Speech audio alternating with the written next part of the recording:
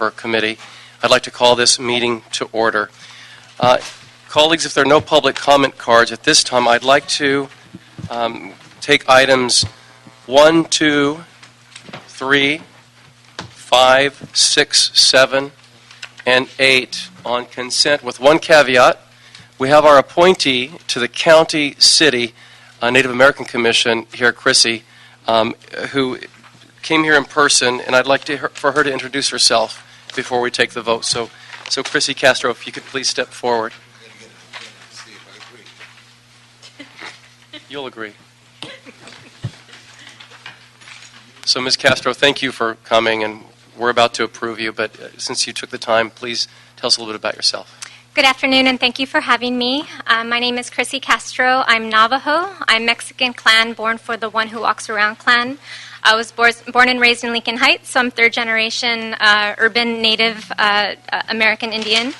I'm the oldest of 8 brothers and sisters, and since college, I went to USC and UCLA.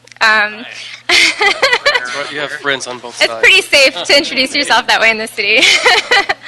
I've been working for the empowerment of the Native American community here since college. LA County, as most know, is the largest concentration of urban Indians in the country, and we're really working to create a community that mirrors that grandeur, and we're really excited to work with the city to be able to do that. And so in particular, this committee, especially with the issue around arts, we're really interested in creating more visibility for our Native American community, because when we say that we're the largest concentration of urban Indians, people don't know that because we're not very visible. So I think there's great things that we could do together, and I'm very much looking forward to doing that in partnership. Wonderful. And I should point out that Ms. Castro is currently the vice chair of the commission, and this is a reappointment, not a new appointment. So thank you. Great. Thank you very much. Thank you. Move approval. All right. So, Mr. LaBonge, any objections to 1, 2, 3, 5, 6, 7, and 8? No objections. All right. So moved. I'd like to now go to item 4. Ms. Espinosa, if you could please read for the record. On item 4, you have a motion, Bonin O'Farrell, relative to requesting that the city attorney draft an ordinance to address the disposition of bulky and personal items left on park property after the park closes. All right.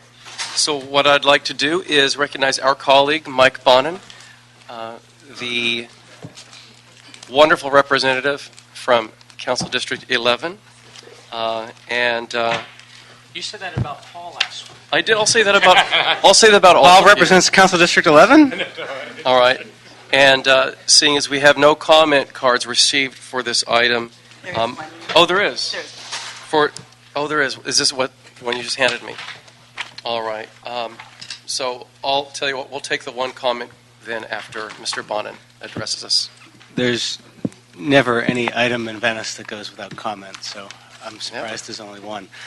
Colleagues, thanks for hearing the item today. Thanks for having me here today. I imagine we have more than one card now. Okay. Today, Hollywood is a wonderful, spectacular community. 10 years ago, it was a place that was not so wonderful and was not so spectacular. It was a place where tourists would come and they weren't particularly thrilled with what they saw. And it took a lot of effort by a lot of different people involved in government to turn that around. Today, San Pedro is changing. It's going to be a place that soon is going to have waterfront development because of the focused attention of Mr. Buscaino. And downtown is a lot different than it used to be, than it was 10 years ago, because of the focus of different council members who were determined to turn it into a vital and thriving neighborhood. That's the same challenge I have in Venice right now. The community that many of you know as having Abercrombie, the hippest street in the country, or the coolest street in the country, isn't the reality at Venice Beach, is not the reality at the park that Recreation and Parks maintains. It is simultaneously an international tourist destination, a recreation center, a residential neighborhood, and a business district, all at the same time. It's all there together. And because of this confusing quagmire of competing jurisdictions, county beaches and harbors, recreation and parks, public works, the state even owns a piece of it, it's very difficult to govern and to manage and to reshape. All of this complicated by a number of different court decisions and city laws and differing agencies. One of the biggest problems that we have right now, we have many, but one of the problems is that we have bulky items being left in our park. Items that any of you would have the opportunity to call bulky item pickup for if they were left in a residential neighborhood in your district, or if they were left outside the front door of a business in one of your central business districts. Because this is in a park, we've had an absence of some governance in our ability to do this. This really hit home for me last July. On a Friday night, I was getting ready for bed, and I made the mistake of checking Twitter before I went to sleep, which never puts one to sleep very easily. And there was a burning mattress on Venice Beach, in the center of the beach, right the night before the International Hare Krishna Festival was supposed to be there, right in front of some people's homes. I actually went down, met some of the LAPD, and took my then my husband, who I just married, and we cleaned this up at about midnight. Turns out that we weren't really empowered to move the mattress out of the beach because there wasn't a governing ability to move the mattress out of the beach. City attorney has worked with us to craft an ordinance that would give us the ability to say, you can't bring bulky items into a park without a permit. You can't bring a sofa, you can't bring a bed, you can't bring a mattress, you can't bring a living room set.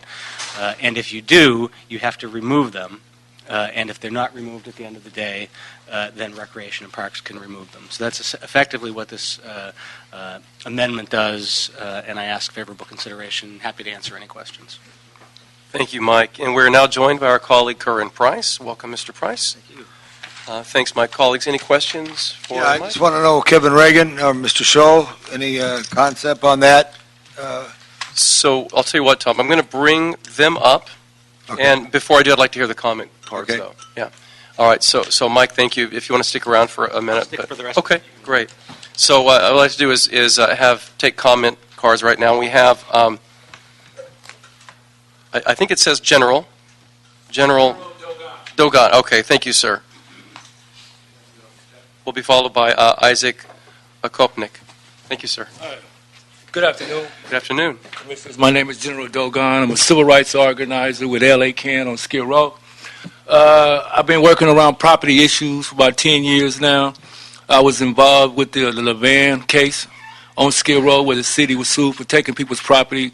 So I just came here today just to encourage you folks that when you create and draft in this ordinance to be aware about people's rights to possess property.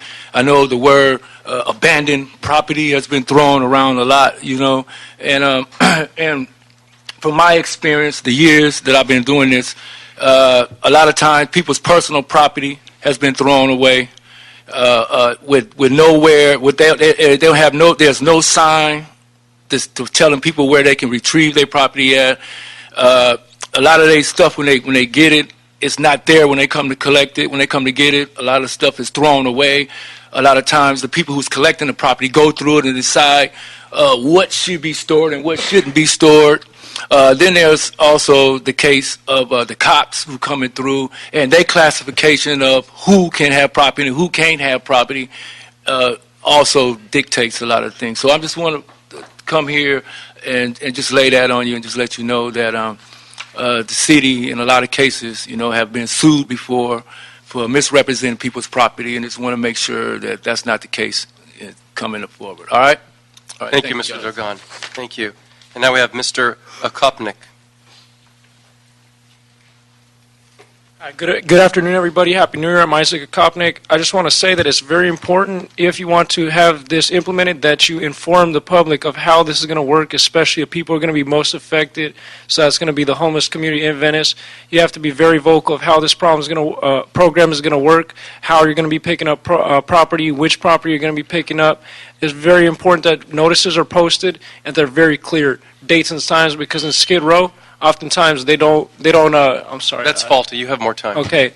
Yeah. They put a notice, but they do not put the streets and they do not put the time that they're going to take it. So it's very important that both notices and verbal communication be held by the city with the people that are going to be affected, especially the notices around the area where property is going to be taken. Thank you. Thank you. Thank you so much. At this time, I would like to have Mr. Scholl, Mr. Regan, and Valerie Flores from the City Attorney's Office approach.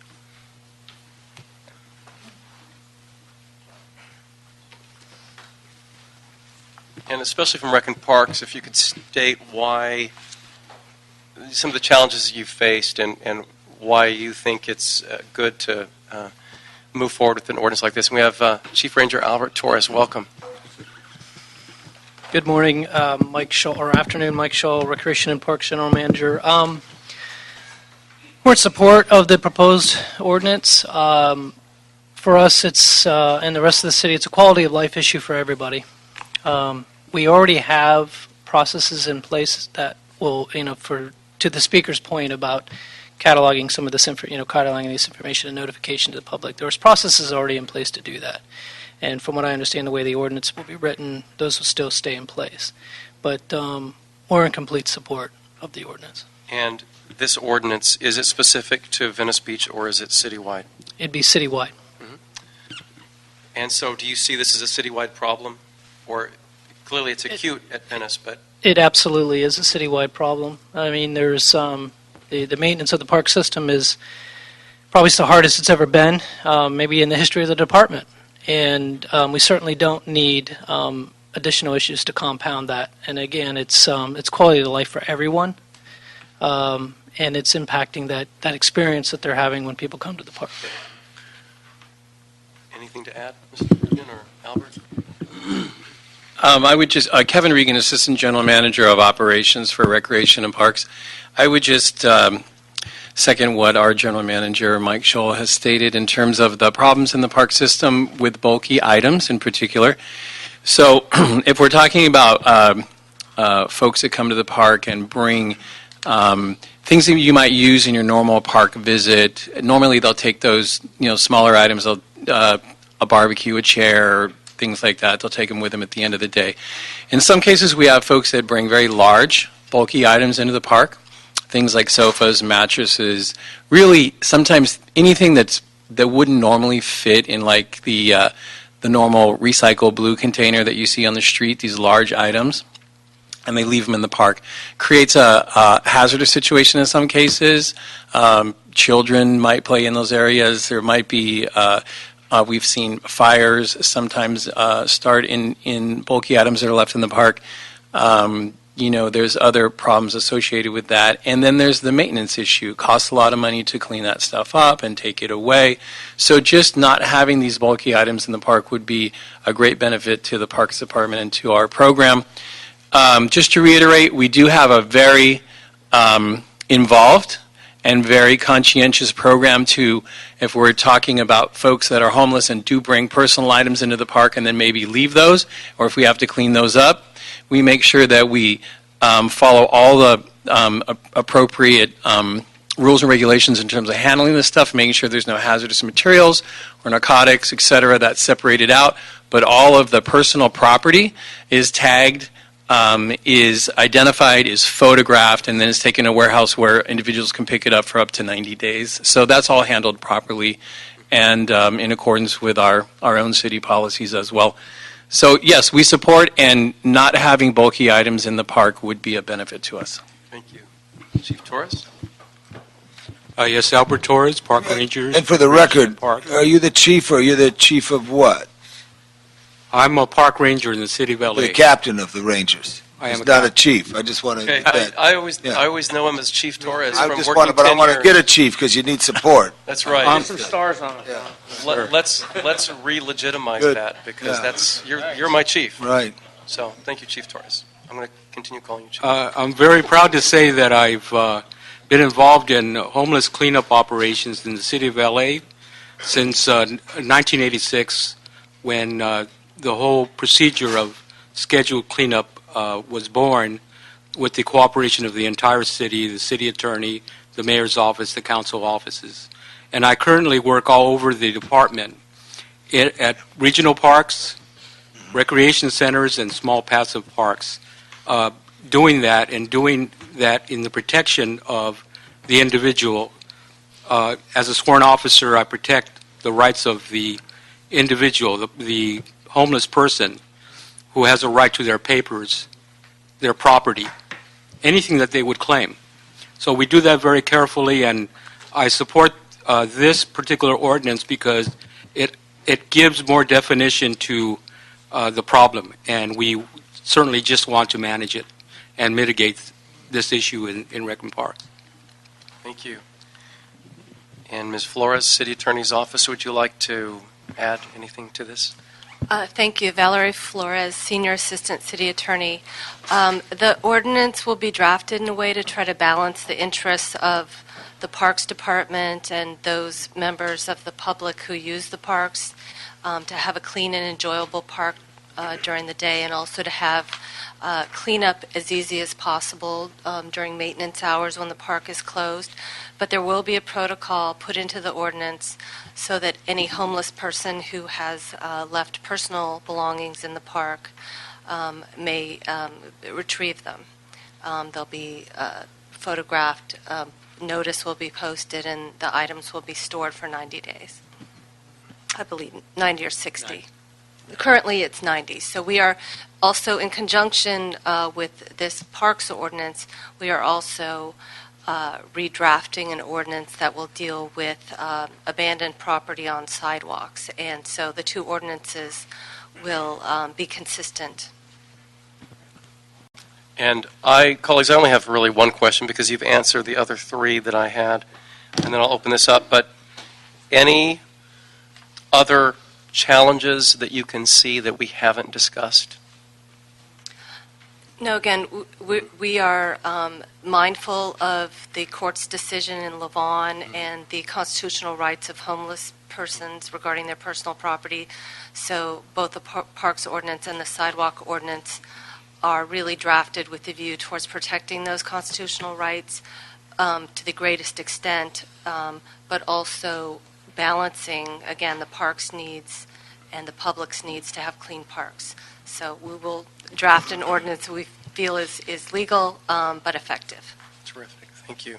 Mr. Labange, you had an initial question? Yeah, just a couple of things, too. I think Mr. Bonner is absolutely correct. Well, we have park lands that everybody has that expectation. And I'm in Griffith Park absolutely every day. I hike every day since 1978. I do pick up trash, not every day, because sometimes I would want to, no, there's no day that I have to pick up trash, but every day. The number one trash that I pick up is the cap of a plastic bottle. The number two is a plastic bottle. The number three, unfortunately and sadly, is marijuana dispensers. So that means people are smoking in the brush. But that's the current load. That was just recently on that. But at the edges of the park, both in Griffith Park and Elysian, along Atwater Village, along the river, over the course of time, sometimes people bring in furniture that is on a city street from a house that they're waiting for bulky item pickup, and they bring them into the park. That's not expectation. One of the ugliest things I ever seen was in a county park in the city of Los Angeles, in the Cahuenga Pass, where there's a series of mattresses that were in the county park, and it was in a brush area, and in the mattresses were dozens of needles, and it was pretty sad and scary, and all the other element that goes with that. So I think there's an expectation that we have to follow the law and what the public speaker spoke of. At the same time, that law applies to people who have an expectation of what goes in a park. There was a story in the Los Angeles Times when they did publish a magazine about the parks about 20 years ago, 1992, 93, I think it was, and a lot was driven of the maintenance issue, and that there was an issue in Orange County at a park where there were needles in the sand, and that caused a great concern. So I don't want to see us fall back in that. We do have people who go to the parks now, and there's an expectation they'd be clean. And I know, and I don't know, Mr. Bonnet, if you're trying to put together a joint use authority or anything similar to the Coliseum or whatever at the beach, but I think that's necessary because there's expectations. And also, what do other coastal cities do? If the legislative analysts, just for background, look, what does Santa Monica do? What does Redondo, Hermosa, Torrance, whatever is on the coast, so that we're in compliance in that? There is an expectation that when you go to a public park, that there is not a hazard or a public health issue that is created by something that is there. So that's my point. But follow the law as stated, and then come up with a law. Okay, thank you. Thank you, Mr. Labange. Mr. Buscaino. Thank you, Mr. Chair. Just this last Saturday, Watson and O in Wilmington, we opened a brand new park. Mr. Shull, thank you so much, you and your department, for your leadership. Gabby Medina, my field deputy here, has joined us, and we want to when we were opening the park, a mother flanked by her 2 young kids approached me and said, "Thank you. I now feel safe that I'm taking my kids to a clean park." And growing up, my dad, which was then known, took me to San Pedro Park, now Bogdanovich Park. I remember growing up, it was a clean and safe park. Every park in this city should be a clean and safe park, and residents and kids alike should be afforded that opportunity to visit and play at a clean and safe park. So I was shocked when seeing this motion come forward to find out that we don't have anything already in place. So, Mr. Bonin, thank you so much, and Mr. O'Farrell, thanks for your guidance and leadership. A question for Ms. Flores: how is this different than illegal dumping on a public alleyway? Can we not use that same ordinance? Yeah, the issue is that often when the park's maintenance crew finds the abandoned bulky item, there's no one to charge. You don't know who dumped it, you don't know how it got there, or, the person who brought it in, is judgment proof. So going after someone for dumping is ineffective. Because as a senior lead, this was a thorn on my side at part of the parks in the harbor area. How the illegal dumping reward system, would this ordinance be attached to the illegal dumping reward program? As contemplated, this ordinance is more about empowering the Rec and Parks maintenance crew to remove the items, and not so much about punishing, trying to locate who brought the item in and punish the person. So we are not currently contemplating having any penalty in the ordinance. Won't be a misdemeanor attached to this? No. If it were a true dumping situation, somebody pulled up to a park with a truck and offloaded construction materials, or it was clear they were dumping for the purpose of avoiding a dumping fee, then we could still charge them under the dumping laws. But really the purpose of this law is to keep parks clean, to empower Rec and Parks, and it's not so much about trying to hunt down the people who leave the items there and punish them. Got it. Thank you. Thank you. And before we go to Mr. Price, I'd like to welcome Mr. Cedillo, and Happy New Year to you, sir. Mr. Price. Thank you, Mr. Chairman. I sure appreciate the intent and spirit of this measure. I know too well how what a distraction is for bulky items to be on sidewalks, mattresses, dressers, you name it. And I certainly support this motion. I just want to make sure that there's going to be some urgency in it. And I think there was some reference to Parks and Rec being responsible for picking them up. I mean, nothing worse than to have these items in the parks languishing for 3 or 4 days. I mean, so it's got to be some priority to make sure they get picked up. I know it's not a part of the discussion here, but we're going to be relying exclusively on Park and Recs to pick it up. Are you going to be calling sanitation? Are you going to be calling somebody? There's a mattress. What's the pecking order going to be? And how do we prevent, as I said, these items from sort of languishing for days on end?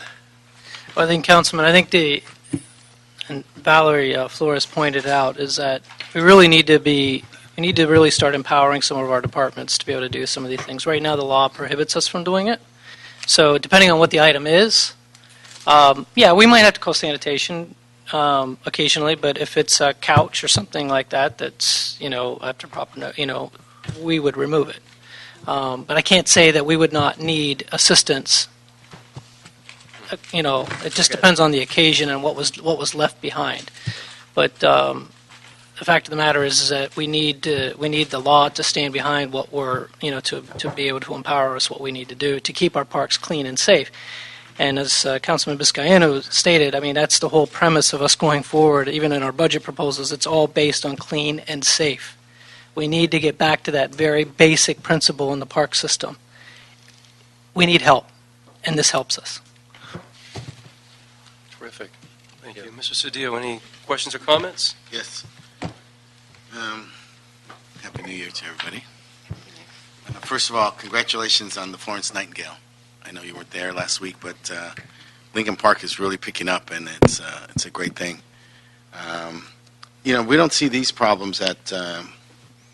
I could not say that this is a problem at Lincoln or at the Parque de Mexico or MacArthur Park. I haven't seen them. Our problems are more related, as you know, my lament constantly about the restrooms, and I saw that some of them were being cleaned up. So this is, Counselor, this is simply a notice to the public? Is this what we're drafting? Yes. Again, this is aiming to be preventative, to let Right. people know they can't bring, in the first instance, a bulky item into a park without a permit. And then secondly, to empower, if it does happen, empower rec and parks to remove the bulky item from the park. I mean, you're prohibited from that right now? Well, it's simply that they're not empowered to do it. There's nothing in the, But there's no prohibition. correct. So this is to develop a protocol for that? To empower with regard to bulky items, there will be a separate protocol in the ordinance that relates to personal property, especially of homeless persons. If they leave personal property, not bulky items, personal property, luggage, identification, papers, photographs, those things will be cataloged, photographed, and stored, and a notice will be provided that those items are going to be removed, and a notice will be also put after they're removed on the spot where they were found, so if somebody comes back for them, they'll know how to retrieve them. Okay. So primarily what we're doing. Separate things. I got it. Bulky items, don't bring them in. Two can't bring component them in. parts, notice and two component parts, right? Yes. Okay. And you have no penalties in this at this moment? No. Okay, appreciate that. Okay. Thank All you. right. Any further questions or Just comments? Yes, Mr. any Welch. abandoned clothing that could be recycled for someone's need or use to Goodwill or St. Vincent de Paul, like in a rec center, if someone leaves a sweatshirt and it's there 6 months, do you throw it out or do you recycle it to needy? I think it would depend on the condition of the property. Absolutely. I don't know. I think if there was, it's hard to answer without, looking at it on a case-by-case basis. I got it, just a friendly amount. If someone else could use it, let's use it, but, on the clothing and all that stuff. I see a lot of clothing, Albert, in the park now, and it's amazing. So, okay, thank you. Makes me wonder how they got home. Uber. Move approval? All right, yes, I would like to approve this motion without objection. All right, this motion is approved. Thank you so much. Thank you. I'd now like to go to item 9. Ms. Espinosa, could you please? Item 9 was continued from a previous meeting held on October the 27th of last year, and this is a motion of Farrell Blumenfeld Price relative to the feasibility of creating an enhanced infrastructure financing district along the Los Angeles River to support restoration and maintenance of the river and river-adjacent communities. And Ms. Espinosa, do we have any cards on this item? We do not. We do not. All right, so at this time I'd like to invite Natalie Brill from CAO, Dora Huerta from CLA's office, and from the Economic Workforce Development Department, Jenny Scanlon. Hey, Jenny. How are you? And since your last verbal report from a couple of months ago, how do things look? Well, things look good. This is Jenny Scanlon speaking. We've provided your committee with a bill summary that I think is going to be helpful, at least in getting us to the point of understanding what the intent of the bill was, what we can possibly do with these enhanced infrastructure finance districts. And then I just want to say that it is our intent to come back to this committee with a more full-blown report, a written report with potentially some recommendations that's going to look at, what would it take for the city to implement such an enhanced infrastructure finance district. And I think there are a lot of components to that, and we want to kind of get into the weeds. So I think a written report is going to be our best approach, and we would hope to be back to you at one of your next upcoming meetings at end of January, beginning of February with that. But there were a lot of questions, and I think that we, when we met with you last, we were not in a place to present to you sort of the breadth of the bill. So we'll take a few minutes just to go through that and answer any questions. SB 628 takes what was an existing tool within the state's tool chest, the Infrastructure Finance District, and amended it to create these enhanced infrastructure finance districts, which really allows for a much broader intent in terms of how you can spend the money, as well as creates an ease of adoption, which was not in the original proposal for infrastructure finance districts. And therefore, infrastructure finance districts were not used very often in the state. In fact, they were only used once. So there is an intention here to hopefully make this a tool that most municipalities can adopt and use. The governance structure is through a public financing authority.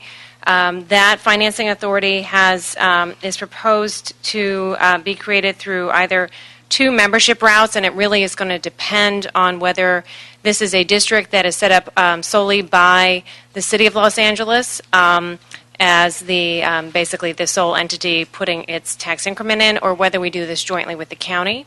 If we did it as a city alone, then we would your council would propose to appoint 3 members of the council to the legislative body to the committee, and then you have an opportunity to appoint 2 members of the public. If we do this with the county, and the county puts a portion of their funds forward, then it becomes a majority of members from both legislative bodies, and then the addition of the 2 members. And so you can add as many members as you want, just creating a majority of taxing entity on the committee. The boundaries of the districts don't actually have to be contiguous, which is interesting. So you could have separate areas throughout the city connected on the presumption that there is obviously some shared sort of communal interest in what you end up funding amongst those communities. You can actually cross jurisdictional boundaries. So you could have you could have a district that incorporates 2 cities or multiple cities. You could also have one that looks at even cross county boundaries. So there's a lot of flexibility there. The source of funds is incremental property tax revenue that would be voluntarily committed by the affected taxing entities. The taxing entities that can commit include the city, the county, and other sort of smaller taxing entity jurisdictions. It does not include, and this is where it sort of differentiates itself from redevelopment property tax increment. It can't include any tax increment from the Office of Education, the school district, or the community college district. So that is off the table to begin with. The interesting thing, though, is that the Public Financing Authority can also impose other fees and assessments. So it would have the ability to develop new fee structures to collect assessments from community finance districts. So there's other opportunities for additional funds to be run through that Public Finance Authority and through that district. They can also although you cannot, you can add a district overlay over a existing or former redevelopment area. You can't take the tax increment from that area if the successor agency to the redevelopment agency still has outstanding debts or enforceable obligations. However, the city and county can put forward any additional tax increment that may run through after those enforceable obligations are paid, and take what we called the Boomerang funds, and I know this has been talked about in many different aspects, but you could take your Boomerang funds and contribute that back in through the district. In addition to that, there is the bonding authority within the Public Finance District, and you would have the ability to bond against future tax increment. It would require, aside from and outside of the adoption of the district, going to vote, and you can do that at any time during the establishment of the district. It does not have to be, that vote never has to happen. You never have to bond, or if you choose to do so, then you have an election. Assuming there are more than 12 residents in the district, then it is an election held, and the residents vote. You have to have 55% of the votes in favor of the bond. If you don't have residents, or you have less than 12 residents, then it's a vote of landowners, and then it's similar to the way some of our bids vote, and that it's really based and weighted on acreage. And then ultimately, there's another opportunity where if you choose to create a district over land that is solely owned by a public agency, then that public agency can adopt a bond or can option a bond. We go through a list of the many things that you can do with the funds. Just to hit on a few, you can develop all kinds of public facilities. So you can do childcare facilities, libraries, parks, open space. You can build highways, streets, parking facilities, transit facilities.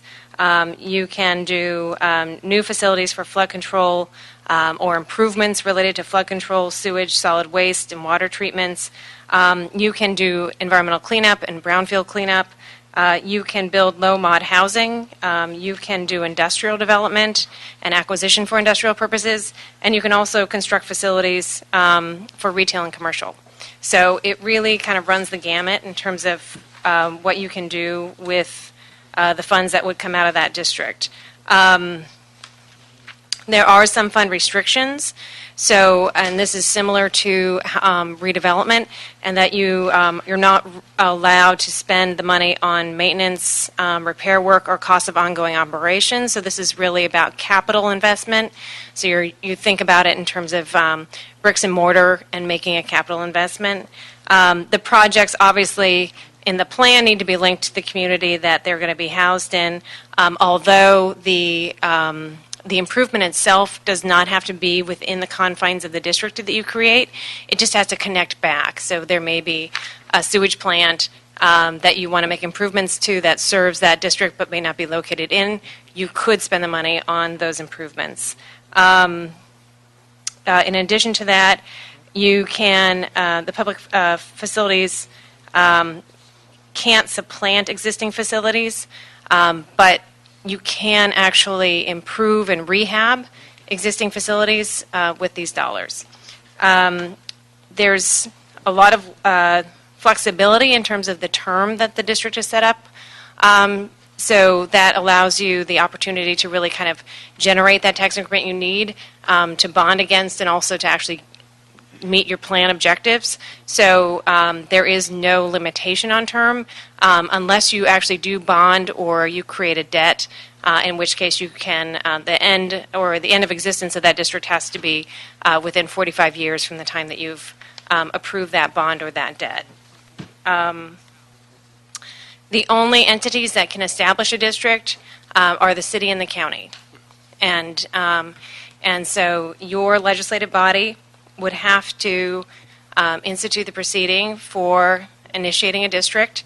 That is done by what's called a resolution of intention. The resolution of intention has a number of things that it needs to include, and so we'll talk about that more in the written report, but a little bit of homework will need to be done before the city would consider putting forward a resolution of intention. And then once that resolution passes, you need to distribute it to all of the affected properties within the proposed district, as well as all of the affected taxing entities. And then once you've adopted that resolution, there's, again, a number of steps that need to be taken to developing your infrastructure plan, and obviously a lot of conversations that need to be had with other affected taxing entities. So you'll be doing that work, and then you will be going back to the legislative body as a public hearing to adopt that plan. And then once it's adopted, then it's officially effective. So there was a question, I think the CAO had been here before and was concerned about the bonds and whether there was an impact on on the city's general fund bonds. And the legislation actually speaks directly to that. So we did put that in here, that the district's bonds don't impact the city's statutory debt limits. And because the Public Financing Authority is separate from the city, it really is considered a separate entity, and there's no liability or impact. Those are the, hopefully kind of gives you a little bit more in-depth view of how this might work. Again, we are probably out there in terms of any municipality that's looking into this. I did have a chance to meet with the county over the holidays. They have not been approached by any other cities at this time.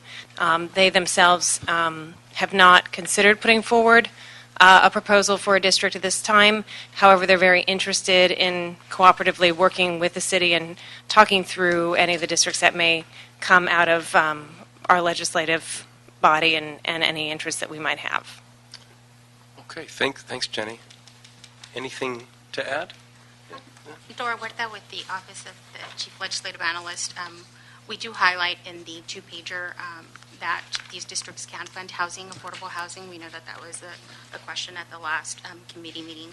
So it does allow for the purchase, construction, or rehabilitation of housing for persons of low and moderate income for rent or purchase, as well as this legislation will also have replacement housing requirements and relocation assistance that will apply should any dwelling units be removed or destroyed within the district.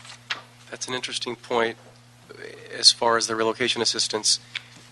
Is it similar to what the city owns under rent stabilization, or do you have information to elaborate on that at this time? Maybe. I think it references any state requirements so we'll follow state law on relocation or replacement housing. Require a local interpretation, which hours or so? Or? Yeah, I mean, typically we have, it depends on, again, where the authorities are coming from. So both the federal government and the state government have rules and regulations. Under this, we'd be following the state. And then if you have additional local requirements that are above and beyond what the state requires, then those would presumably be ones that the legislative body could ask that the Public Finance Authority incorporate. But again, this Public Finance Authority is separate from the City of Los Angeles, so it's a separate authority. So it is beholden only to the state law. Okay. All right. Thank you. Anything else, Ms. Huerta? All right. So thank you so much. That's a lot more information than the initial report because the state law just went into effect a week and a half ago. So, yes. So it's great to be ahead of the game like this because without creating a permanent revenue stream, no pun intended, along Los Angeles River, we can envision anything we want and it'll be lovely in our imagination forever. So I think it's really important to begin with a sense of urgency, putting these building blocks in place to help realize the full vision of the master plan. So thank you for your verbal report, and I look forward to the written report. Just a couple of questions. In terms of the governing body that you mentioned, the majority, 3-5, 3 city council members, or a mix of county and city, if that's the direction you go, with 2 general public members, is that the body that decides on allocation, on projects, et cetera? That is the body that implements the plan. Implements the plan. So the plan is adopted by the legislative bodies that are going to put forward their funding, and then once that plan is adopted, it goes to the Public Financing Authority. There is nothing in the current legislation that talks about amending that plan, and that may be something that comes up. I know there's some consideration for even re-looking at this legislative piece this coming year by folks who are interested in adding to it or amending it. But the presumption would be that if you needed to amend that public financing plan or infrastructure plan, you would have to go back to the legislative bodies who are putting their funds in to get those amendments done. But again, that's my speculation. It's not actually written in. What do you know or have a sense of what kind of staffing requirements would be required up front to get the plan produced? Yes, we would need to do. We would need to be working cooperatively with the county to create a district map. So you need to be able to define all of the properties. So there's quite a bit of engineering work that needs to be done to develop the map. Then, in addition to that, you need to come up with a financing plan, and you need to discuss how much money you think you'd be putting in, where those sources would come from. You need to do a projection on the potential increment that could come off the properties. So we'd have to do a revenue projection. We'd have to look at it in various scenarios, depending on what tax entities put in. And then we would have to look at a presumed list of projects, and then the impact that any of that revenue, if we divert any of that revenue into the Public Financing Authority, what impact that may or may not have on the city's general fund and the city's existing budget program. So all of that has to be done. So it's quite a bit of legwork that would have to be done by the city in cooperation with the county, and presumably we would hire some outside consultants to assist us. So if we trigger this, we're talking months, maybe a short number of years to produce the actual. I would say that the report itself would take probably 6 months at a minimum. And you're also going to want to do some good community outreach in the development of the plan on a presumption that at some point you're going to go to voters to bond. So, yeah, so building in that process as well. I think that you're probably thinking about 6 months would be my original estimate. Minimal? Mm-hmm. Okay. Thank you. Thank you. Colleagues, any questions? Comments? I think, Yes, thank you, Mr. Chair. Sure.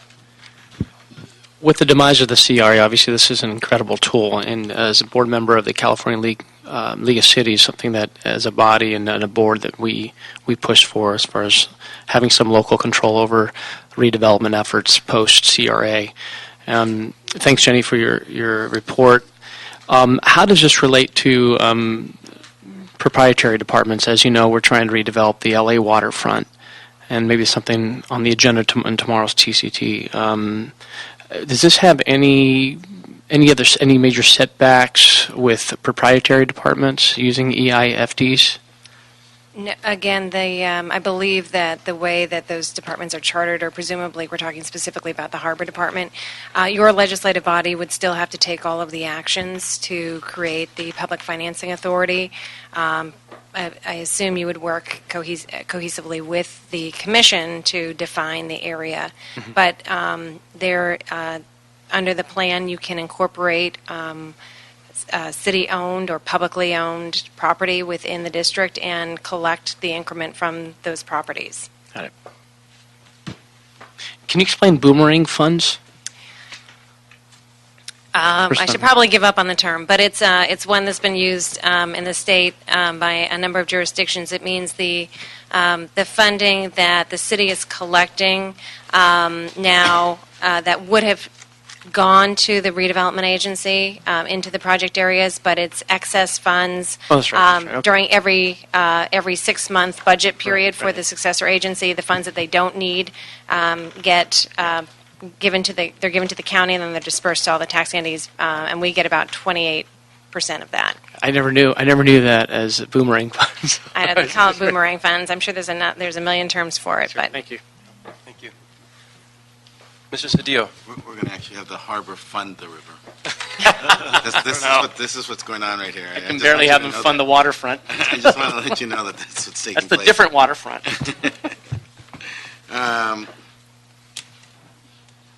Just a bunch of questions. How many governance entities do we have around the river? And then how would this relate to them? Well, I can't answer the question of how many governance entities we have, although I know there is one specific joint committee that oversees the river. That's an official joint committee of various government bodies. This would not relate to those entities. It is separate. It would be established separately. And that's one of the things that I think we're going to talk about in the written report is sort of what would be a framework for administration. So how could this get set up, and then how would it be administered? So does this entity have its own staff? Does it then contract with another entity or municipality to staff it? And those are a lot of big questions that we would need to figure out. But in terms of its governance, it's going to have to establish itself separately from those existing entities. And then is this the best structure? Is this the best governance structure that we could utilize? And then I have a question with respect to that. This is all within the city of LA, so we envision partnerships with the county, but I didn't hear a discussion about Long Beach, the gateway cities, Burbank. how would they relate to this? How would we relate to this for greater coordination? We have yet to speak with other cities about this. We did have the conversation with the county. As I said, the legislation does allow for a cross-jurisdictional district, so you could do something very large that would incorporate other cities if they wanted to put their tax increment forward as well. That is a possibility that we would need to explore further to see what the benefit might be.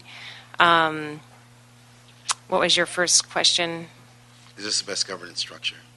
This is the public facility, or the authority itself is the only structure that we are given under the legislation. Again, how you choose to set that up to appoint that committee that oversees it, they can then establish whether they want to, again, transact back with a city or someone else to help implement. But I mean, the governing body is going to need some serious backing to implement the infrastructure plan that's put forward. So we would have to figure out how to actually set something up that would be able to implement such a potentially large group of projects. I'm concerned. This is probably my primary concern. Is I support this 100%. We all do. We're very excited about it. The mayor's been a great leader on this. The mayor was actually brilliant when we went to Washington, and nobody thought this would happen. But I'm also concerned, and we read yesterday in the LA Times, we have an affordability housing crisis.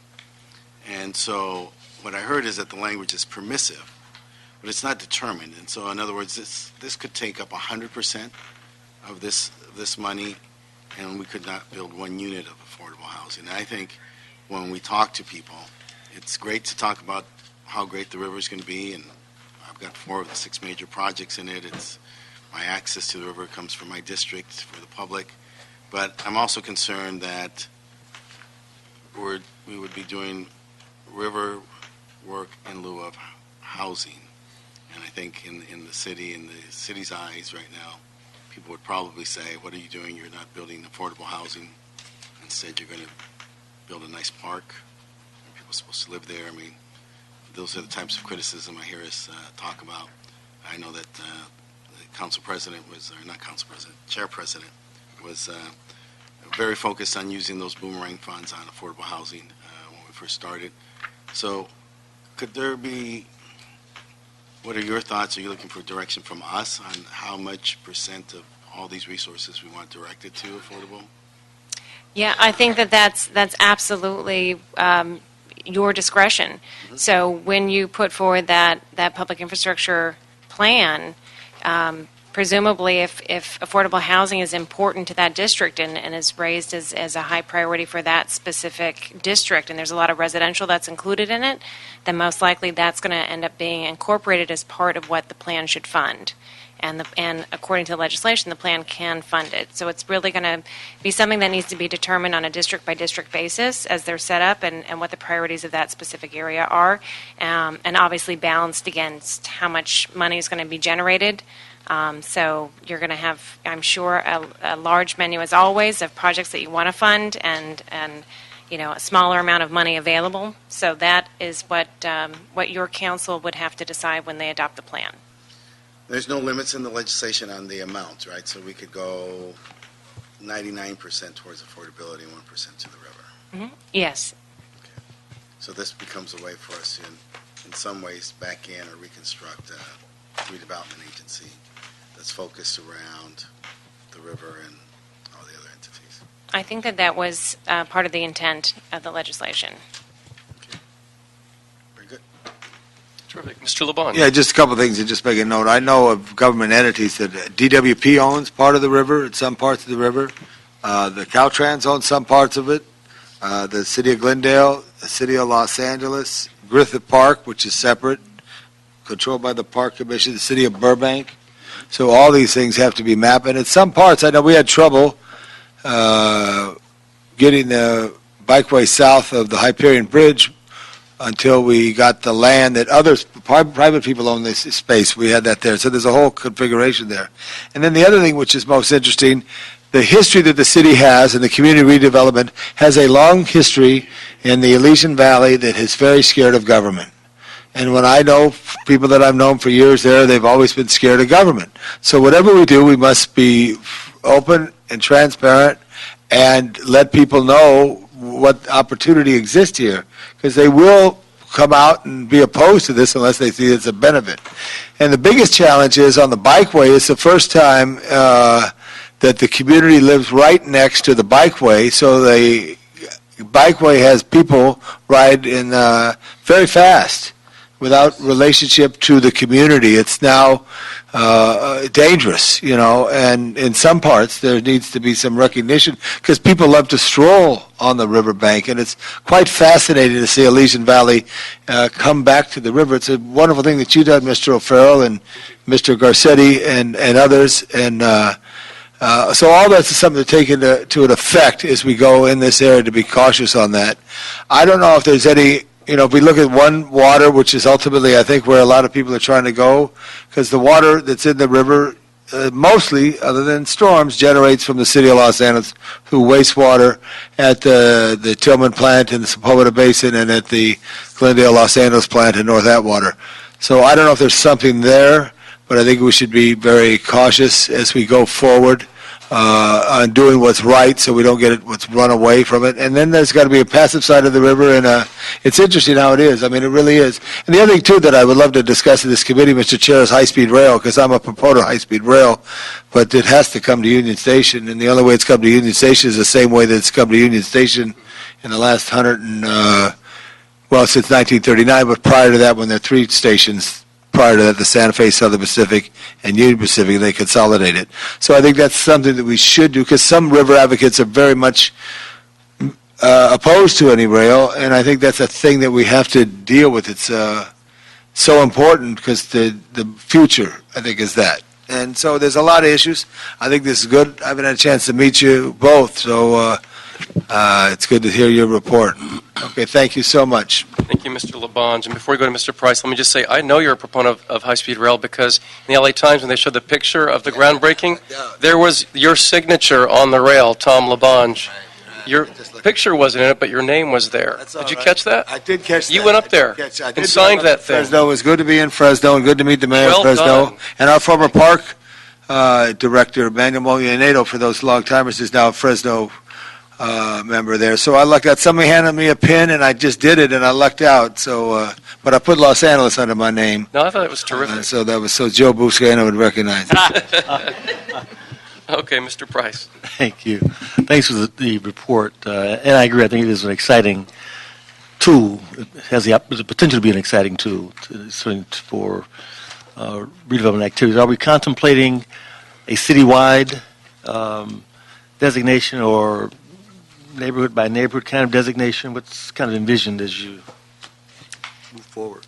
We have not put forward any recommendation at this time for a district boundary, and I think that's probably something that between the CLA's office and CAO and ourselves, we would be speaking with the council and the mayor's office to really think through what would be the best way to approach this moving forward. So that's still something that the conversations that we have to happen have not had yet. Okay.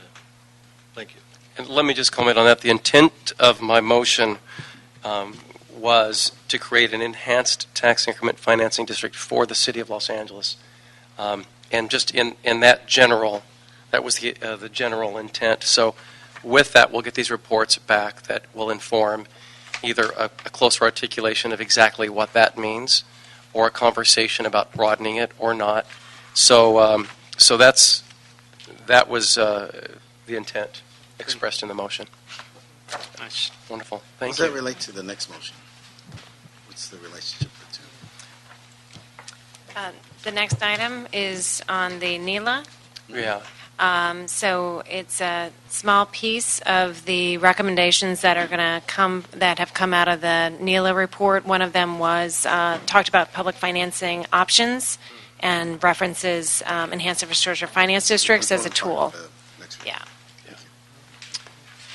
Thank you so much. So with that, I'd like to continue this item with a written report in 45 days, without objection. Thank you. Thank you. So much. And with that, I'd like to go to item 10. Please read item 10, Ms. Espinosa. For item 10, the Economic and Workforce Development Department has submitted a report relative to the creation of a Northeast Los Angeles Riverfront District as part of the Northeast Los Angeles River Collaborative. Terrific. And there are no comment cards on this item, I believe. Okay. General. Okay, thank you. See Dr. Armstrong in the room. I think she should be at the table. I'll tell you what, Dr. Armstrong, would you like to come to the table afterward, perhaps, because you will be asked questions? Or you can come now, it doesn't matter. I was going to bring you up anyway. Bring her up. Jenny Scanlon, Assistant General Manager with EWDD. We'll be providing a PowerPoint or visual presentation to you today. This is a piggyback off of a presentation that was provided to your committee back in May, where we presented the vision plan for NELA. And You need to raise it. yeah, we should try to get that to. I'm sorry to interrupt. Yeah, just flip the shield right up and use it as a base. Yeah, see the shield? Oh, maybe, okay. No, Looks like it's kind of missing part of it. Yeah, it's it on the roof. No, I mean, I like it. Good job, David. it looks like you're cutting off some lettering below vision plan and then it's cut off. Oh, it's just, it'll, okay. Will it write itself? Yeah. Okay, thank Correct you. it. Okay, All right. kind of working. Please continue, Okay. my apologies. All right, so hopefully you'll be able, this will be a good visual presentation for you. But we're going to start with just a quick recap of the vision plan and how that came about, and then spend the majority of the time talking about the proposed recommendations. Good afternoon. I'm Gerardo Rubalcaba with the Economic and Workforce Development Department. So just a little bit of background. The Northeast LA Riverfront Collaborative was a project funded through a $2.25 million grant through the Federal Partnership for Sustainable Communities. The NELA was an innovative partnership that engaged the NELA riverfront communities in a comprehensive planning effort. The goal of the project was to capture the energy of the LA River revitalization as a catalyst for community revitalization. The project had three objectives. The first was to create a comprehensive implementation strategy for community revitalization that linked land use, economic development, and workforce development strategies. The second was to create a model of engagement and public media to foster civic participation in the revitalization of the communities. This really spoke to engaging those parts of the community that typically do not participate in planning efforts. And the last was to engage the community in identifying a NELA riverfront district. Move forward. It was a very elaborate partnership that included various city departments, 2 universities, a public media outlet, as well as economic development and workforce development consultants. There are 5 project or program elements that the study focused on. The first was sustainable economic development. Number 2 was planning, coordination, placemaking, and mobility. The third was workforce development. The fourth and fifth really went together, and it was really about civic engagement and the development of media and technology tools to assess in engaging communities. Over a 2-year project, the team engaged in a very comprehensive outreach strategy focused on understanding the community, addressing emerging trends and issues, and really promoting local action. This chart shows some of the strategies that were used. Over that 2-year period, over 1,000 people participated in the process, either through one of nearly 700 community surveys that were conducted, or participation in one of the nearly 12 community meetings that were held during that period.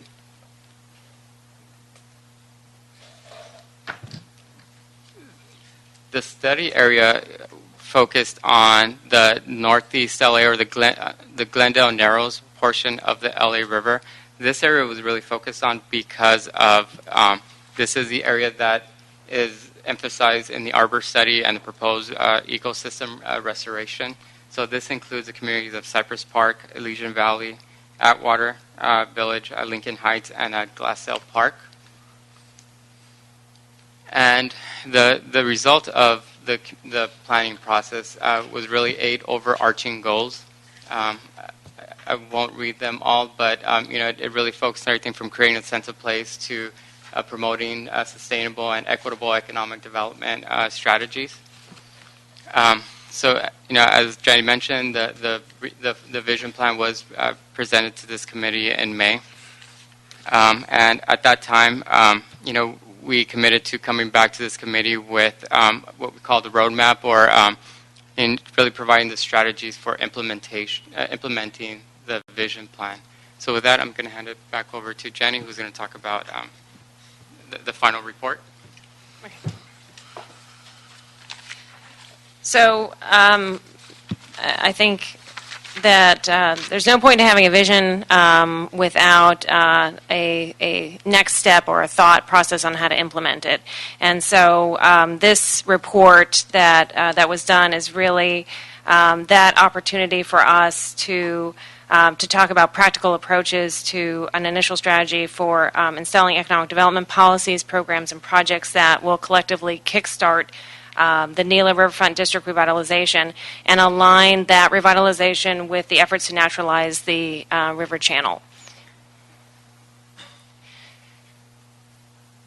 In terms of the roadmap, I think that there are proactive strategies that are included here. The concern was that we didn't want to rely solely on private investment or the opportunity of private investment without some public input, because we think that it's our goal to produce a cohesive, sustainable revitalization effort, and I think that this plan and the efforts of it will get us there. There are, I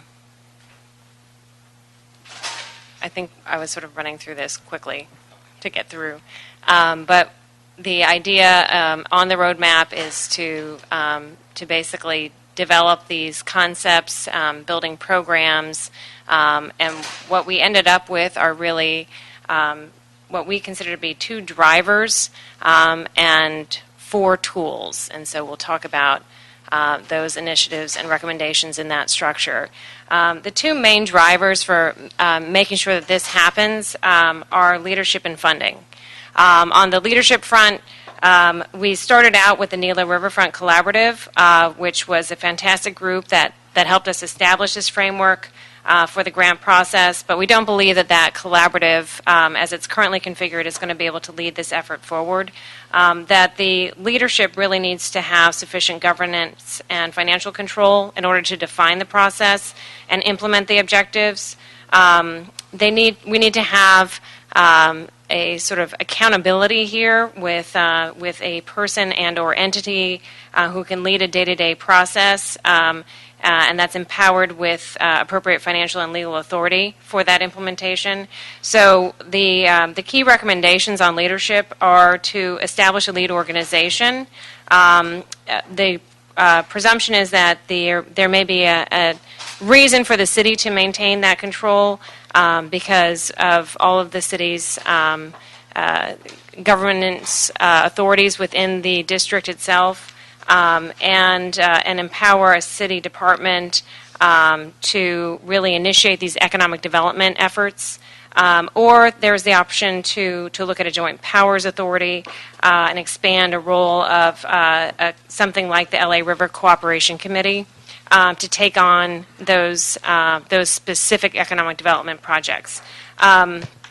We think that it would be important to select what we called a Riverfront District Executive that would be housed in this lead organization that would provide the day-to-day focus and functionality.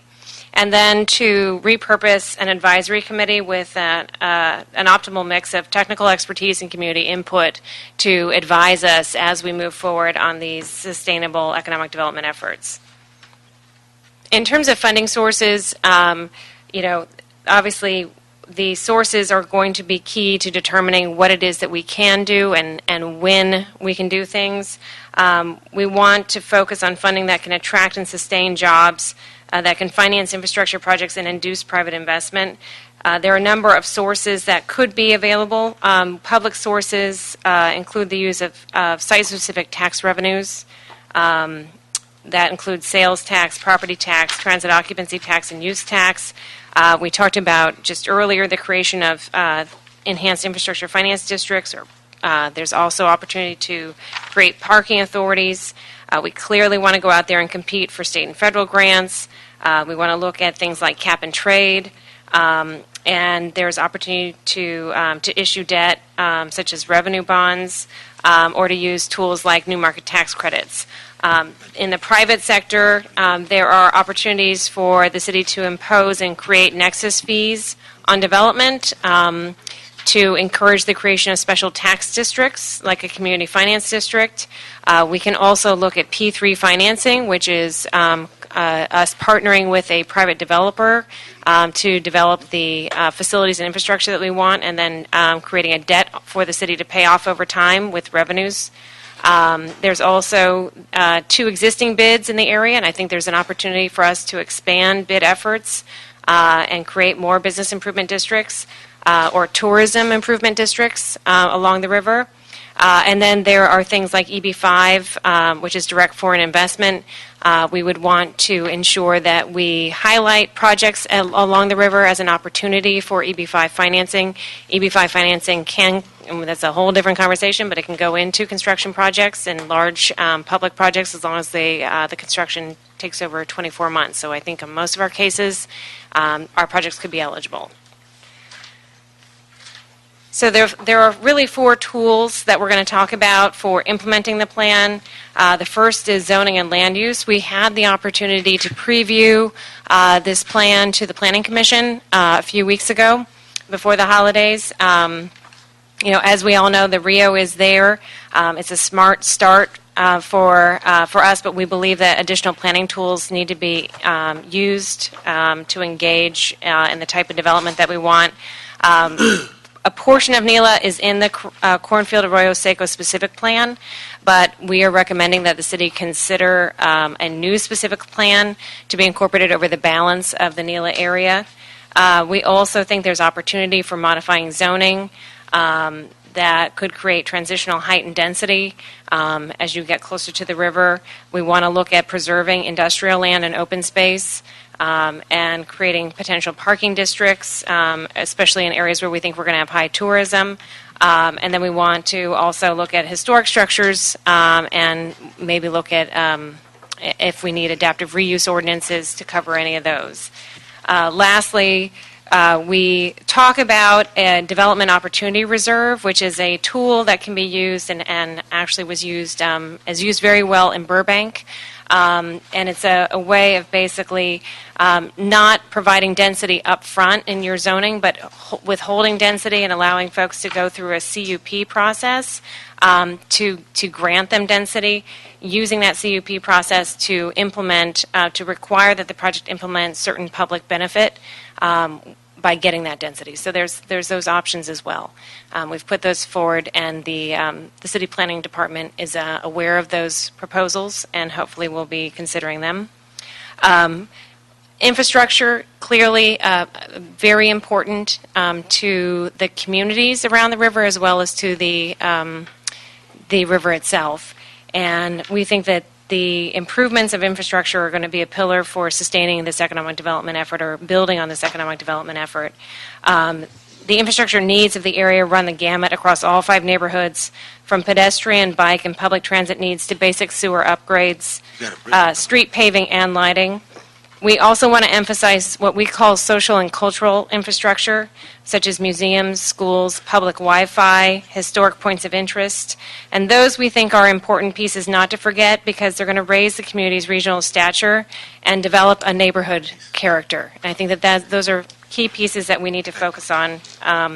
These improvements need to be prioritized, and we've talked about this a lot. We need to figure out what's going to give us the highest impact in terms of investment and what is the most necessary, and prioritize the projects that have sort of risen to the surface so that when early funding sources come in and we apply for grants, we're focused on those projects and we're spending wisely.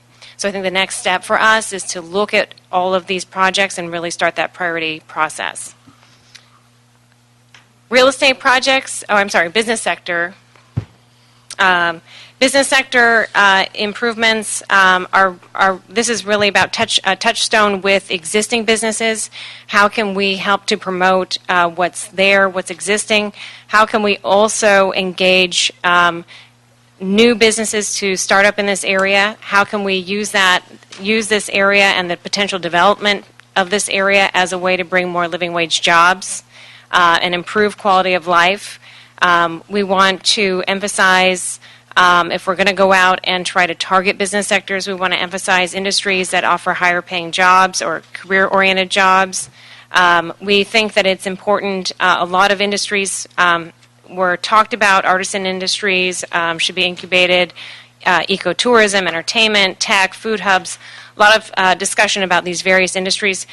We would say a next step would be to engage in a market study, which we haven't done, to really look at what are the potentials of those industries coming into this area and what would we need to do to ensure that they do come.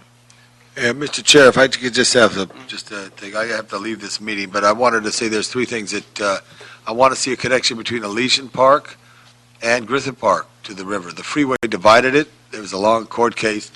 It happened, but there's still the potential there, especially as a base. At Duran, which is up at the north end, I want to see a bridge, whether it's a pedestrian or a footbridge, to allow access from that side of the river into the zoo area, the archery area, and also there's a potential for a stop, a station stop, not a station, but a platform stop for the Metrolink there. Because one of the greatest joys I like what's happening in the new Ninth and others is the Expo line is now really connecting all of the city. Because from Expo Park you get connected, but we could use this transit there as well. And the factors of high-speed rail must be addressed, I think, in this issue here. And the thing that I think you got to do is map. I know, I think I got them the license, Mitch, but you got them the business. That new brewery in North Atwater, what is in my district, has transformed the area. The film industry has come in there in some we're ways. trying to keep them there, too. Yeah, there's Golden Road. so many things. Baxter's there. Our own needs are there as well. Ralph's is there.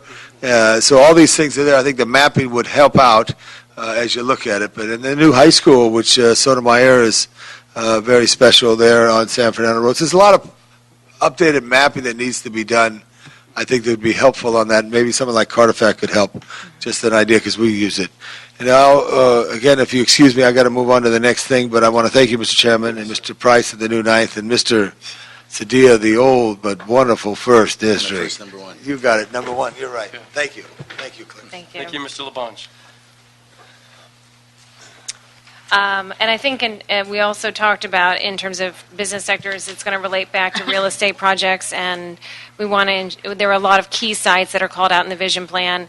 Clearly, we need to look and vet at those sites to determine what is most feasible in terms of going after the purchase of those sites. There's a lot of hindrances to those properties getting developed. A lot of them relate to environmental brownfields issues. And so we need to determine what is the public role in engaging in developing those properties and whether we should have a role and what are our priorities. And then I think lastly, we know that the implementation of anything along the river and typically anything in the city is going to take a public-private partnership. And so we want to ensure that as we move forward and we go after funding and we create our leadership structure, that we are inclusive and we recognize our private partners and work with them. So that is the presentation. The report has a few recommendations. Some of them I think we're already sort of moving forward on, but we are happy to answer any questions and look to your committee for further guidance. Terrific, thank you. I want to see, is George Villanueva still in the room? Yeah. There you are. I want to give you a shout out, George, for being a leader in the NELA Collaborative when the contract was let, for all your great work. And you approached us with the initial report, was it last summer? So I just want to give you a shout out for all your great work on this. And then everyone else who's been involved in this from the very beginning with these recommendations. I know that it has not been easy. I went to many of the public outreach meetings in Elysian Valley and saw firsthand the level of involvement that you cultivated. So I know that these ideas really did come, they bubbled from the ground up in a really great way. So it gives me a lot of confidence that it's built on, public input in the truest sense. So I want to thank all of you for doing that. And Karen Flores, you've been part of this from the very beginning as well. I know, but you've been involved. I know you weren't on the collaborative itself, but you've been involved in a great and helpful way, as you always are. And anyone else in the room that was part of that, I want to thank. Yeah, I'm about to get to Carol Armstrong. I never leave Dr. Armstrong out of this. It really, this complements so many of the initiatives that we have been working on collectively for, well, in my case, since 2002, but in other cases since before that and a few since then. Livability, sustainability, the environment in this district, in the 1st and the 13th, essentially, bordering the 4th. But I've always said that if we can figure this out in the Glendale Narrows for the river, we can figure it out anywhere. And that's what this report and these recommendations guide us toward. So I really appreciate that. So before I do get to just some of the questions that I have, and I know that what I'm going to recommend is that we, adopt this and start receiving the reports back, and that's a great thing. These conversations will happen. I would like to hear from Dr. Armstrong, who, really, I can't say enough about the great work you've done since I've known you over the years. So please lend your voice in all of this. Thank you, Councilman. I'm Carol Armstrong with the Mayor's LA Riverworks team.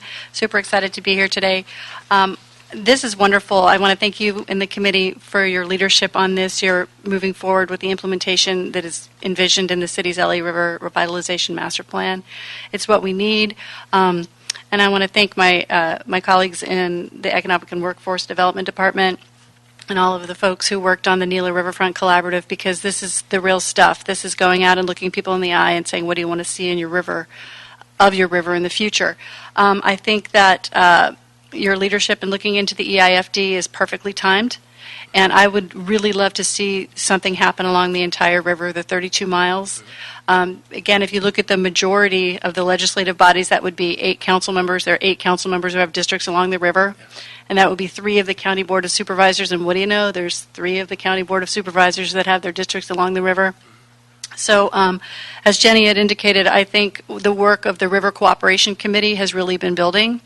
And I think that it's a perfect opportunity to start looking at these innovative government partnerships. And I think that NELA is special. And I think it's a great moment in time to move forward with these things. So I'm here to help. And I just want to thank you and say, let's go Team River. Terrific. Thank you. So just some comments. I in terms of the Cornfield Arroyo Seco plan, the CASP, I think that it has shown to be a really good specific plan. And you mentioned that this covers part of that area, and the thought of creating a new specific plan or extending that one. I want to explore how that could further inform us. Because I think that we certainly could pick up best practices. I can see, my gut instinct is it might be impractical just to expand that because we get so far away from the cornfield area, right? So, but in terms of some of the elements there that could apply for the entire area, I think make a whole lot of sense. So I guess what I'm suggesting, I'm just voicing it and thinking aloud, and then I've landed on this thought is I would recommend in the initial report just hewing closely to how that specific plan informs this future, what could be another specific plan. Any suggestions or comments on that? Well, what you could do is potentially add a recommendation for a report back on the cost and timing for either amending the CASP or adopting a new specific plan, Okay. and have maybe the planning department provide a report back on that. I think that might be a next step. Okay, I'd like to recommend that. That makes perfect sense. And then within the report, you didn't cover it verbally, but I read the report, and you mentioned implementing an ICO, interim control ordinance, so that there's a little cool-down period so that we can actually have security and moving forward on a plan before things start going willy-nilly. There seems to be some sort of legal limbo that ICOs are in, for lack of a better term, and the city planning department is, from what I understand, is suggesting that we don't impose ICOs at this time, or that we can't. Is someone from planning here that could answer that? It's okay if not. No, they were not able to make it today, but we Look into that. Yeah, we will ask that question. Yeah, okay.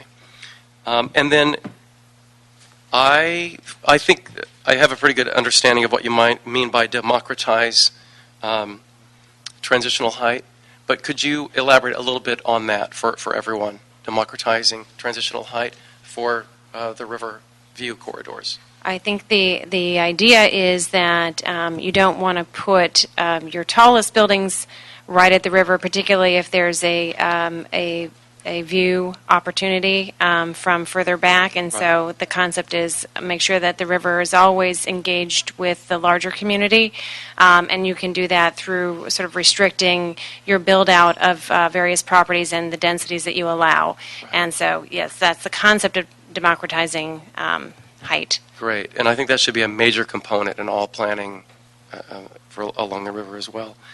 And then, are there any tools to help preserve and reuse some of the industrial sites that are changing out? There are no set tools that we have right now in our toolbox. We have, I think, opportunities to engage with CDBG funding or Section 108 loans to incentivize the reuse of those properties. And so the city can always use those, or we can use SSTR or other financing sources. Again, I think that the main concern that we have is we don't want to necessarily allow for all of that zoning to transition to R, or to allow for. So we want to just make sure that this is a job generating area as well as a residential neighborhood, and so always keeping that balance. And Elysian Valley is really known for having so much employment opportunity along with residential. So many people actually live and work in Elysian Valley, so that's a good point. And also in the enhanced tax increment financing, there's a provision to mitigate brownfields. So I know we have some brownfields along the river, and we may very well, I hope I'm wrong, but discover additional ones. So that could be a tool that could be, help along that route. And then adaptive reuse ordinance. Could you elaborate on some of the benefits to that if that's applied? Would there be an inventory of significant buildings, for example? Is there one that exists now? Not necessarily registered historic buildings, but significant buildings. Yeah, I think we would probably look to Survey LA and the work that they've done to identify historic assets and historic properties to see how many are in this area, and whether what is the state of those buildings. If there appear to be enough, then it may be worth our while to look at an adaptive reuse ordinance, because if we want to sort of preserve those edifices, we want to make sure that they can be developed, and the benefit of something like the adaptive reuse ordinance is it sort of reduces parking requirements, and so you don't have to necessarily apply the same requirements that you would have on any new development when you're looking at reusing existing buildings and repurposing them. So similar to what was done with downtown, it was a great tool, worked very well in downtown to preserve those buildings, reuse them, and we may want to take a small portion of the Neela area and look at it and see if that's, as it connects closer to downtown, I think we have a number of buildings that we may want to ensure are preserved. Okay. And speaking of parking, a lot of tourists are coming to Elysian Valley more, especially during the summer season, to go kayaking. And so you talk about the Elysian Valley Parking District. Could you elaborate a little on that? So in the creation of a parking district, you have the ability to generate revenue and take the revenue from that district and use it to either build parking facilities, garages, or parking lots for the purpose. And so, a lot of times the districts will pull from meter funds or other funding coming in through the district. So we just thought that might be a tool that could be used. There's also, I think, a reference to creating a parking authority.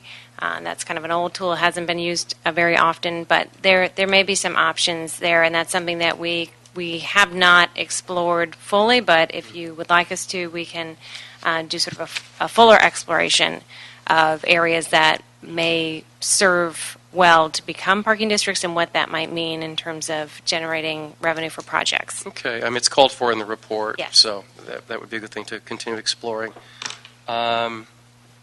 Development opportunity reserves. Expand on that and how that could help meet the goals that we've set forward. So we know that there are probably more infrastructure needs in this area than we can foot the bill for, and even with competing for state and federal grants and enhanced infrastructure finance districts, there's still a lot of off-site improvements that need to be done if this area is going to be considered for increased development opportunity. And what we wanted to do with the Development Opportunity Reserve was to maybe impose some of that requirement on future development of properties. And so, as the area becomes more marketable, and we're seeing that already, where a lot of people are making strategic investments, buying property because they think that this land is going to be more valuable later, that as they develop their concept, that you start with a lower density on the property, and you don't necessarily, so you're not going to allow, a 6-to-1 FAR on every property. You're going to have these reduced FARs and reduced densities, and then they would come to the city with their development plans, and it's similar to TFAR, in that we have an excess amount of development authority, and we can provide them with a reasonable amount of FAR and extract from them either a fee for that, which can go into a pot to then be used for related improvements, or ask them to make those improvements themselves on the property. So it would work very much similarly to TFAR. Okay. And then lastly, you talk about creating a new position of a Riverfront executive to just be the person to synthesize everything that's going on and report to the city. Can you elaborate on that, and under what shop would they be in? Would they be in EWDD? How do you envision that? So that position is intended to really be focused on these economic development initiatives. I think we also had a recommendation for planning to add a position to deal with a lot of these planning initiatives that we're talking about and the exploration of those. On the other side of the house, we think that it's important to have someone who's specifically responsible for the economic development effort, which is really about the development of land, the development of the business sectors, these public infrastructure projects as they relate to creating tourism and other economic efforts. And so the position for the Riverfront District would be that point person to go after the funding for these efforts, to collaborate with Riverworks, to collaborate with Planning Department, and make sure that but is held responsible for this economic development piece. And so I think that it's just finding someone to champion that cause. Okay, thank you so much. Colleagues, thanks for indulging me. Questions or comments?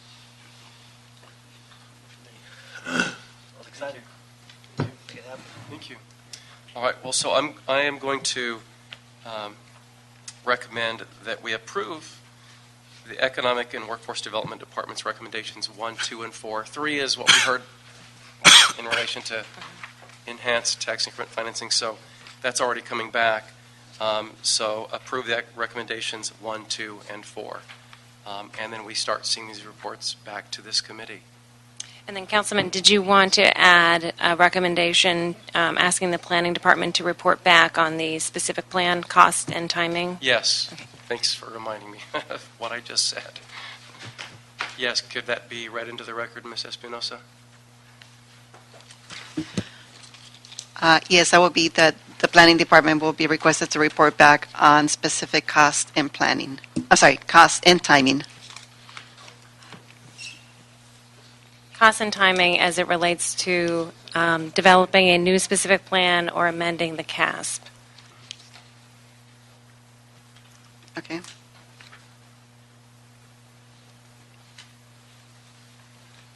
Terrific. Got that? Mm-hmm. Wonderful. Thank you. So without objection, we'll move that forward. And that concludes the meeting of Arts, Parks, Health, Aging, and the River. Oh, I'm sorry. You know what? It doesn't. It doesn't. I have one comment card. Karen, I'm so sorry. Come up and comment. I apologize. Didn't mean to give you short shrift. You almost got away. Happy New Year from Friends of the LA River. I want to make a few announcements about things to come in the year. We have tentative dates for the Great Los Angeles River Cleanup. 3 Saturdays in April 11 in the Valley, April 18th in the Glendale Narrows, April 25th in the Lower River, and we are still working on many permits we need to get to make sure those dates will stick. Next is last year we had our first annual Fish Derby, and we'd like to repeat it this year. The free day for the State of California Department of Fish and Wildlife this year is September 5th. So Saturday, September 5th is the day we are targeting. Typically we do this in Atwater. I'm not sure if we can stay in the same place with the La Cretz Bridge. So location to be determined. I wanted to find out if LA River Day has been set yet for City Hall. We'd love to bring the LA River over again. Thank you. Also, It'll be the first week in June. First week in June. Exact date, not yet, but that general first week.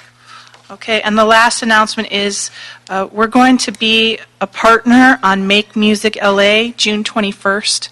We're just trying to help that nonprofit ground some of their free music performances toward river venues, and we could use help from everyone and all levels of government to get that energized.